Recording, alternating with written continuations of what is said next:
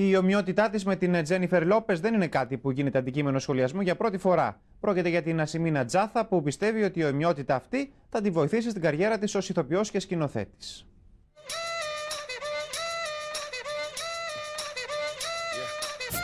Διαθέτει τις πληθωρικές καμπύλες και το sex appeal της J-Lo σε τέτοιο βαθμό, ώστε αρκετές φορές την μπερδεύουν με τη διάσημη στάρ. Περίπου 2-3 χρόνια, στο Μαϊάμι συγκεκριμένα, γιατί έχω σπίτι στο Μαϊάμι, οπότε πηγαίνω πολύ συχνά.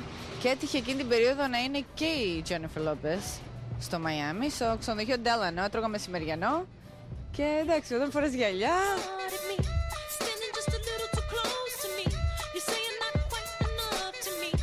Είναι ηθοποιός σκηνοθέτης με δική της εταιρεία παραγωγής.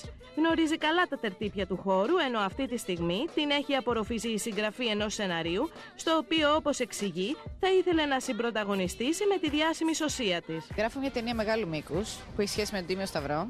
Έχει δράση από μια μεριά. Και φυσικά θα ήθελα να παίξει η Τζένιφερ Λόπες, το μόνο σίγουρο. Και φυσικά θα ήταν και καλό να παίξουμε και μαζί. Ίσως αδελφές τότε. Αφού είναι τόσο πολύ ομοιότητα που δεν το πιστεύω, αλλά θα μου άρεσε να παίξω γιατί έχει κάποια εκφραστικότητα. Είναι σαν άγγελος, δεν ξέρω. Γράφει πάρα πολύ καλά στο φακό.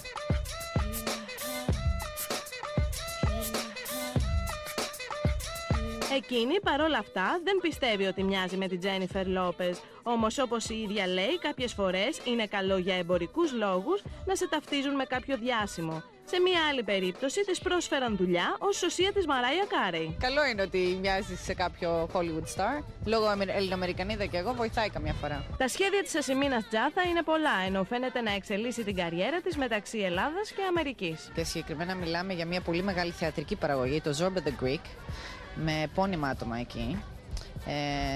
Ναι, να το πω γιατί το έχουν πει και αυτό στις εφημερίδες. Ίσως και ο Αντώνιο Μπαντέρας. Και αν γίνει κάτι τέτοιο θα είναι πάρα πολύ καλό φυσικά. Η Ασημίνα Τζάθα έχει ήδη καθιερωθεί με τη δουλειά της στη χώρα μας, αφού είναι αυτή που οργανώνει τον διαγωνισμό ανδρικών καλυστείων.